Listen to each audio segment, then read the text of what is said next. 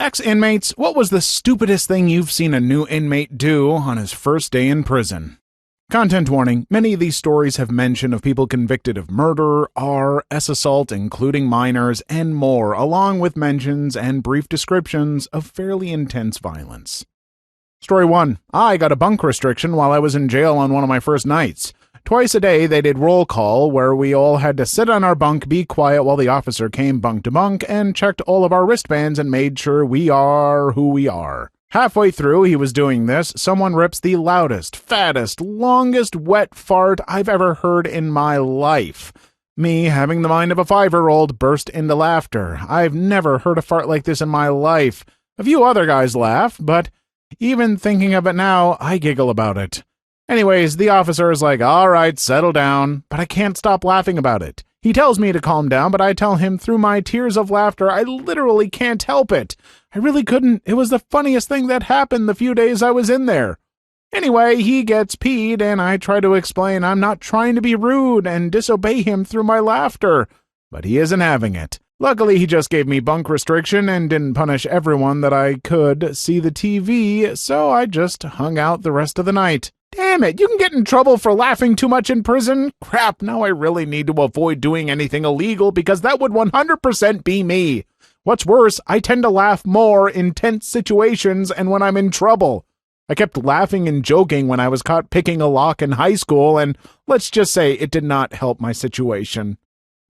Story 2. Went in when I was a young idiot. Our pod was all bunk beds, no cell, just the room with beds and a side room with a TV. It was a unit for all the people working the same job. New guy comes in, little white dude, quiet and kept to himself.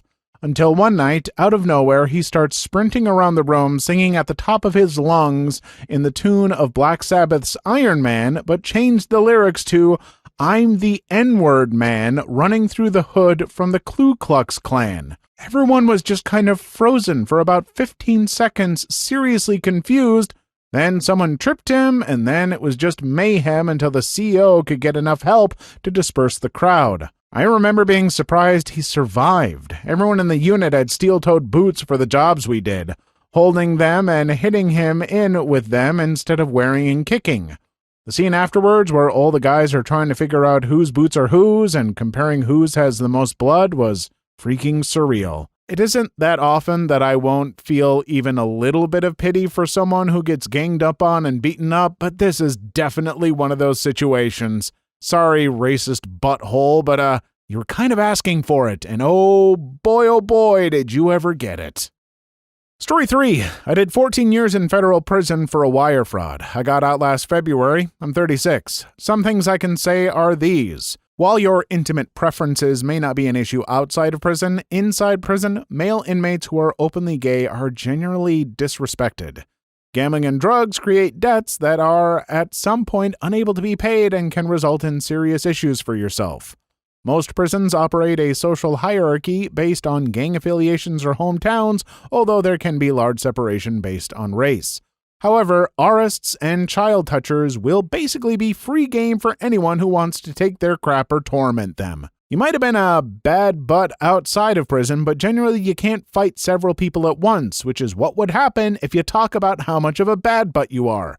Keep your crap to yourself and don't talk crazy to people, which is seen as disrespect. Respect/disrespect has a different meaning in prison, and you will figure it out. Best to just keep to yourself as much as possible unless you want to embrace prison life and become institutionalized. Prison is not a place to make friends. Story 4. Spent a year in Bangkok prison. Saw a lot of crap go down, but the one story I have that's relevant to your question has to be this English guy that turned up one day. It was actually the first and only other British I would encounter while I was there, and the moment he came through the gates, I was called over to try and communicate and translate for him. He was refusing to talk to anyone, basically going on a silent strike because he thought he wasn't supposed to be there, and they were denying his human rights and all that crap. First thing that happens when you enter the prison is they shave your head. This kid had massive dreadlocks and didn't want anyone touching them, but at this point, he had already made his bed, and he was going to have to sleep in it. I went over to him and introduced myself, asked him what his name was, where he was from, etc., but he just stared at me in silence the whole time. One of the guards gave me a photocopy of his passport so I could see his name, age, and where he was from, etc. Against all odds, this kid was actually from my hometown, so my face lit up. Finally, I would have someone to talk to, and I'm sure we could chat crap and bond while we were in there. God, did I need that. But he just refused to engage with anyone, even me, who was trying so hard to get a word out of him. I explained over and over that he'd lost the game. He's in prison now, and there's no way out of it, so just do what the guards say. They're going to shave your head, first of all, and there's nothing you can do about it. Because no one had explained to me what exactly was going on, I was just confused why he wasn't talking to me. The more I spoke to him and the more he refused to talk back, the more peed off I got. I just couldn't understand why he was being so difficult, and by the end of our encounter, I was effing shouting at him, telling him to stop being such a little bee and just accept your fate. I don't know if he was a slur for mentally handicapped or genuinely couldn't speak, but it became clear that he was just putting on an act. Eventually, I just told the guards there's F all I can do if he's not willing to speak, so go ahead and do what you've got to do. I said my goodbyes to him and told him he really needs to accept his fate. It will be easier on everyone, and when you're ready to talk, I'll be here because, let me tell you, that's the best thing you could hope for in a place like this. He ended up being pinned down by the guards and his dread shaved off while he was screaming and screaming. Of course, I felt bad, but come on, time to swallow your pride, mate. He was then admitted to the prison, and he came to sit with me. He still refused to speak, so I got a notebook and pen, and we communicated via writing for a few days. The guards didn't know what to do with him, and all the prisoners just thought he was a mental case. I still wasn't sure myself. After a few days of gossip, another prisoner told me that the kid was faking it. When I asked how he knew, he told me that he was arrested at the same police station with him, and the whole time he was in custody, this kid had been screaming bloody murder at the officers, claiming the violation of human rights and all that crap. Then one day, when I was having a chat with him by means of writing, he starts asking me about the embassy, and I told him about what services they offer and how they can help, etc. Then he wrote down on the paper, "Can I make a phone call through the embassy?" I just looked at him dead on and said, "What good is a phone call if you can't effing talk?" I couldn't help but chuckle, and he knew the gig was up. At least with me it was. Not long after that, the kid was taken from the prison and carted off to a mental health institution so they could evaluate it. I didn't see him for a few weeks when he suddenly reappeared looking very disheveled and completely traumatized. And wouldn't you know it, he could suddenly speak. He started telling me about the horrors of the mental institution he had just experienced, and my God, it sounded effing awful, even worse than the hellhole I was currently in, which is really saying something. We bonded for the month or so he was there, and we exchanged details.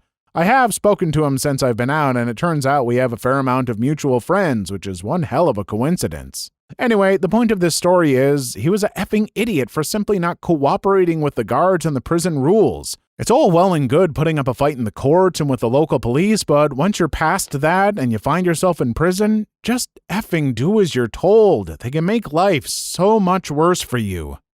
Yikes, I have had a fear of somehow ending up in prison and wondering how I would act if I was ever sent there.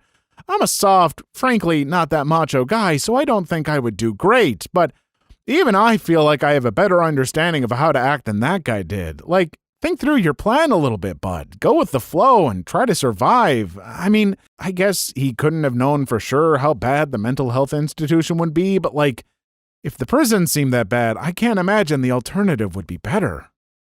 Story 5. This may not have been his first day, but I will never forget this. This while I was in the intake tank, which is the first tank or section you go into after being processed in county. This young kid comes into county and keeps complaining that he doesn't get his cannabinol and other marijuana-related prescriptions in jail. He was really arrogant and constantly peeing everyone off. During count one day, as we were all in our bunks, he starts complaining again and then says to the guard, "What if we all riot?" Immediately, like 10 other guys yell very loudly, "We don't know him or agree with him." The guard then says, "What the F did you say?" The kid then continues about rioting and that he has rights. Everyone in the tank effing stays like frozen in their bunk, trying their best to be non-threatening and also show they have no interest in what this moron is saying. So the guard picks him up by his throat and slams him into the wall.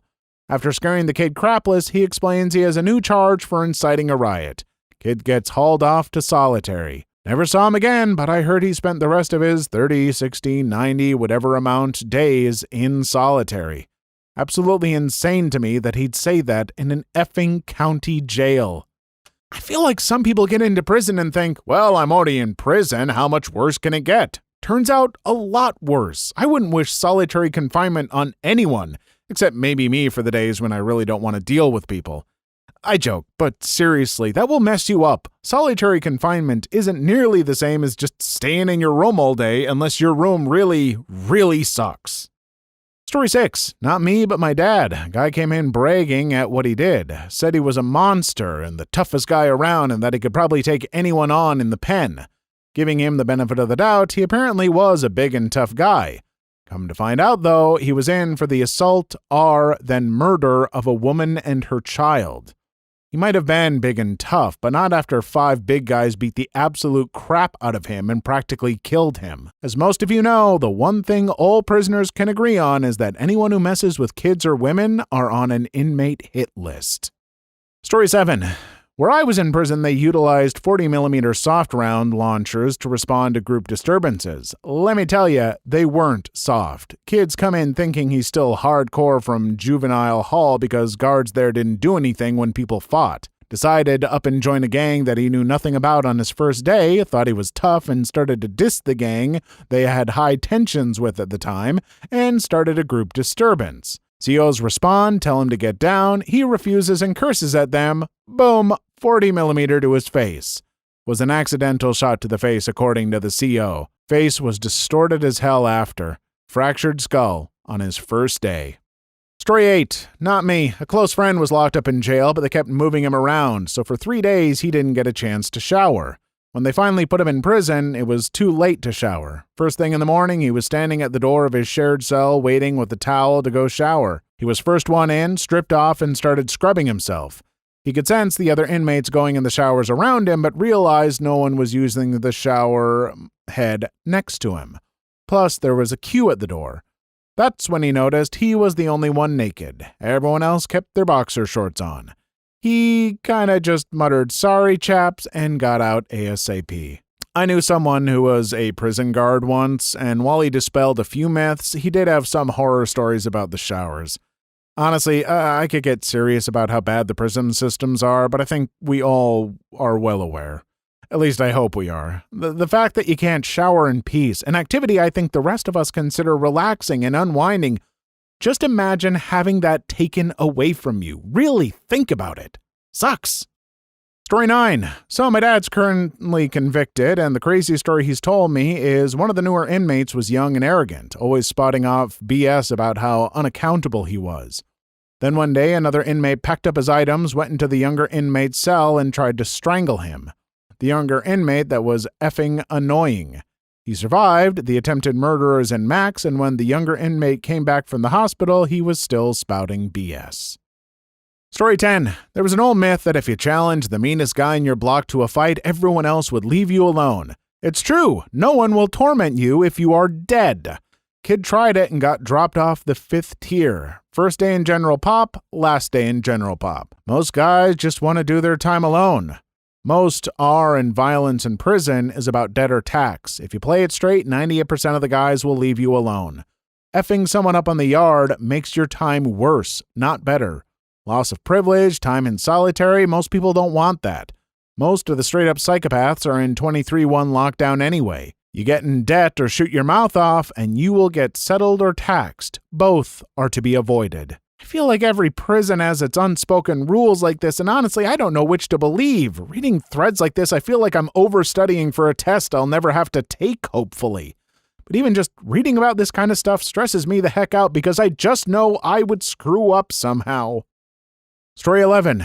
Just going to generalize. Small town folks who are used to being the biggest and baddest. Big fish, small pond types who think they're going to be king when they walk in. They usually are dominated pretty quickly. Dominated being either beat or made into a bee. Best bet if you go to prison, hopefully no one ever goes, is unless you know someone well connected on the inside, just keep your head down, focus on yourself, and do your time. It's going to be boring, menial, and seemingly endless, but you don't want to get caught up in any gang stuff or be snitching. There's a code and system in prison that needs to be followed, and if you walk in like King Crap of Turd Hill when you're a nobody, you will learn real quick that you ain't nothing. Story 12. Goofy-looking kid, curly hair, thick glasses. He comes in, and for some reason, he befriends me. He starts telling me what he did, assault of a minor. I told him to not be telling anybody that crap because it'll get you in trouble. The rest of the day and the next, I bailed out by then. I could hear him from across the hall telling other people. Not surprised if he's been kicked around a few times. Story 13. Admit that he was in for assault and being a pedo. And then it was about 8 p.m. and we found out he was a chronic self-toucher and he would not stop jaying off in his bunk. He was 22 and it was jail, not prison. So at that moment, we had maybe 12 to 15 people in our cell. Some guy woke up from a nap and thought he was having a seizure, so we went to go check on him. What a goddamn shock they both had. Story 14. I found a hypodermic needle in my thin mattress and tried to give it to the guard. I was bum-rushed by an inmate, whose it probably was, and told that if I'd given it to the guard, I would have faced a pee test and solitary. This was day 1. On day 3, I asked to trade laundry detergent for a back rub, and only after I did so did I realize that everyone thought I was gay. I was a very dumb 18-year-old white girl. Of all the things I expected to hear someone talking about in prison, requesting a back rub is so far down the list that it has a different accent. But hey, I suppose everyone has their priorities. If I were in prison, I would ask for a not getting shanked, please and thank you. Story 15. Father-in-law did 12 years on a second-degree murder rap back in the early 90s. He told me at one time this new guy plopped himself down at the Hells Angels table and started eating breakfast. When he was told to move, he ignored them. After breakfast, the COs ended up having to cut through about 6 rolls of duct tape to get the guy loose. He never sat near the Hells Angels again. Story 16. Kid gets booked in, hits the unit, and starts borrowing food and other commissary items. Before he knew it, he was $200 in the hole. Problem is, in jail and prison, most people who are willing to loan items out expect 2 or 3 of the same item back. You know, interest. Very easy way to get yourself indebted is by borrowing any food or other items. Never get in debt while incarcerated. Story 17. Skinny kid, hippie type, got busted with some weed. Someone else on the range was getting beat up for something or other, and the kid tried to intervene. Just said, hey, leave him alone. Got beat to within an inch of his life in the shower. Pro tip, in jail, mind your own business. This seems to be the one consistent piece of advice I see on these threads, so I'm going to go ahead and commit this one to memory. As much as I understand that kid wanting to stand up for someone, and it does seem like the right thing to do, dang it, I'm going to get beat up if I go to prison. Story 18. A slight twist. We had a pink wet floor sign that we would put up in the entrance to the shower so everyone knew there was someone in there jaying off. The fun game was to watch the new guys, myself included, innocently walk into the entrance to the showers that very first time past the wet pink floor sign, and then see him come skittering back out a few moments later. Story 19. Obligatory not me, but I know a guy, and his cellmate was a young 19-year-old kid. The kid was confused and in the course of talking about their lives admitted he was bi. The guy I know told him, hey man, that's cool, but don't tell that to anyone else in here. Seriously. Story 20. Told the kid there was a pool out at yard. Guard saw him waiting to go out in shorts with his shower towel and asked him what he was doing. Kid said, I'm going to go swimming outside. It looks nice. Don't think I've laughed so hard in my life. It's unoriginal, but always funny. Honestly, not sure I would want to go swimming even if they did have a pool. I don't think the guards would be taking the best care of it, nor would my fellow inmates. I'll stick to sunbathing, thanks. Now who wants to rub some lotion on my back? Story 21. Worked as a corrections officer. Guy got busted for assault of a minor. Figured everyone else in the tank was on similar charges, so began talking openly about it. Feeling he was safe. We had to subdue 5 guys who jumped him in the rec yard. Guy was sent to the hospital as he was fairly unresponsive. He was sent to protective custody after that. Please leave your story in the comments. I would love to make a video on them in the future. Also, don't forget to like and subscribe.